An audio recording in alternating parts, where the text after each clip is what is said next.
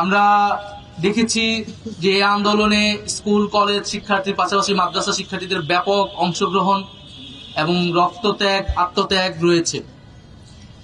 আমরা শুধু এই আন্দোলনই না, এই সরকারের পুরা 15 বছরের ফ্যাসিবাদী শাসনকালে আমরা দেখেছি যে মাদ্রাসার শিক্ষার্থীদের প্রতি বিগত সরকারের একটা আলাদা ধরনের ক্ষোভ ছিল। মাদ্রাসা শিক্ষার্থীরা বিভিন্ন সময় সরকারের রোষানলে পড়েছে, বঞ্চনা এবং অবহেলার শিকার হয়েছে। আমরা 13 সালের শাপলা হত্যাকাণ্ডের সময়ও দেখেছি যে মাদ্রাসার শিক্ষার্থীদের উপর কিভাবে পুলিশি নিপীড়ন চলেছিল। কিন্তু তারপরও মাদ্রাসার শিক্ষার্থীরা রাস্তায় এই জুলাই আন্দোলনে নেমেছে। স্কুল কলেজ শিক্ষার্থীদের, বিশ্ববিদ্যালয়ের শিক্ষার্থীদের কাঁধে কাঁধ মিলিয়ে তারা লড়াই করেছে। আমরা সেই লড়াইকে স্যালুট জানাই, শ্রদ্ধা জানাই। এবং সমাজে যে বিভাজন শেখ হাসিনা সবসময় করে রাখার চেষ্টা করেছিল, এই জুলাই আন্দোলনের মধ্যে দিয়ে সেই বিভাজন দূর হয়েছে। এবং আর কোন শক্তিকে, আমাদের দেশের ভিতরে দেশের বাইরের কোন শক্তিকে আমরা আর এই বিভাজন করতে দিব না। বাংলাদেশের জন্য, বাংলাদেশের স্বাধীনতার সার্বভৌমত্বের জন্য যারা লড়াই করবে, আমরা সবাই কাঁধে কাঁধ মিলে একসাথে আছি, ঐক্যবদ্ধভাবে আছি। এবং এই জুলাই আন্দোলন যেভাবে গুলি চলেছে, এখনো আপনারা হাসপাতালে গেলে বা যারা আহত অবস্থায় আছেন, এত ব্রুটালি এবং এইভাবে যে পঙ্গুত্ব বরণ করেছে, এটা আর কোন আন্দোলনে এরকম হয়েছে কিনা আমার জানা নেই। এরকম পঙ্গুত্ব বরণ করতে আমি দেখি নেই, যেভাবে মানুষের হাত পা চোখ নষ্ট হয়েছে। যুদ্ধ আহত হলেও এইভাবে আসলে পঙ্গুত্ব বরণ করতে হয় না। তো যারা বেঁচে আছে আহত অবস্থায়, তাদের বেঁচে থাকাটা অনেক বেশি কষ্টের, অনেক বেশি যন্ত্রণার। আমরা জানি, আমরা সেই যন্ত্রণা, সেই কষ্টের প্রতি সবসময় সমবেদনশীল। আমরা সকল শহীদ পরিবার, আরাফাত সহ সকল শহীদ কোথাকার অবশ্যই এই শহীদ পরিবার এবং আহতদের পরিবারকে রাষ্ট্রীয় মর্যাদায় পুনর্বাসন করবে।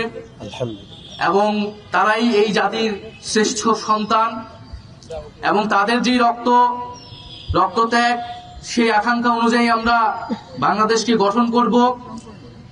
এবং মাঝে মাঝে আসলে আমরা যারা সরকারে আছি, আমরা তো সবসময় বলতে পারি না, কারণ আমরা নিজেরাই সরকারে আছি, আমাদের সরকারের ব্যর্থতা বা সীমাবদ্ধতা নিয়ে। কিন্তু কষ্ট হয় যখন আমরা দেখি যে আমরা এই শহীদ পরিবার, আমরা এই জুলাই গণহত্যা, আমরা আমাদের এই গণহত্যাকারীদের বিচার, এগুলা বাদ দিয়ে আরো নানান ইস্যু নিয়ে আমরা কথা বলি। আমরা দেখি যে দেশে বিভিন্ন জায়গায় বিভিন্ন ধরনের দাবি দেওয়া এবং আন্দোলন হচ্ছে। আমরা সকল দাবি দেওয়ার প্রতি, আন্দোলনের প্রতি শ্রদ্ধাশীল, কিন্তু আমরা বলবো যে আমাদেরকে এই সরকারের প্রায়োরিটি বুঝতে হবে, আমরা আসলে কি কাজের জন্য এখানে এসেছি, এবং সেই কাজটা করতেই সরকারকে সহায়তা করতে হবে।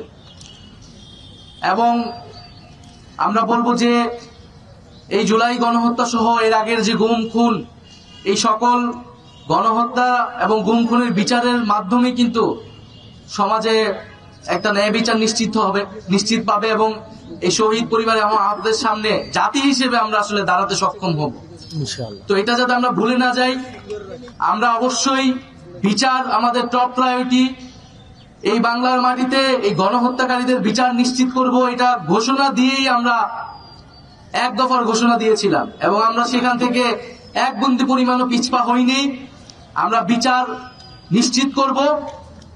এবং যারা ইন্ডিয়াতে আশ্রয় নিয়েছে এবং ভাবছে যে বাংলাদেশকে তারা বাইরে থেকে অস্থিতিশীল করবে, তাদেরকে বলবো যে বিচারের সম্মুখীন হওয়ার জন্য মানসিকভাবে প্রস্তুতি নিন।